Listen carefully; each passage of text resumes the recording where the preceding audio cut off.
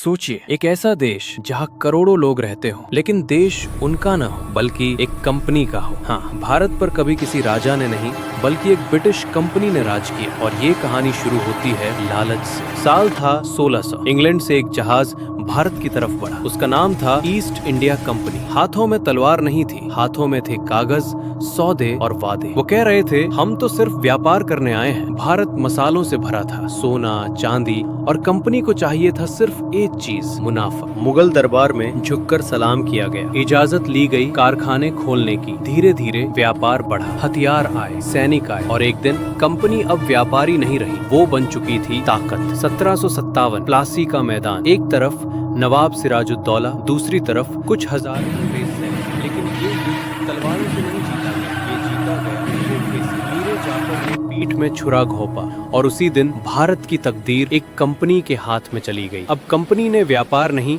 शासन शुरू किया। किसान से जमीन छीनी गई, लगान बढ़ाया गया, अनाज जहाजों में भरकर विदेश भेज दिया गया, और भारत में भूख छोड़ दी गई। 1770, बंगाल का अकाल। 1 करोड़ से ज्यादा लोग भूख से मर गए। कंपनी का मुनाफा बढ़ता गया, ब्रेकिंग वॉइस, भारत खून बहाता रहा।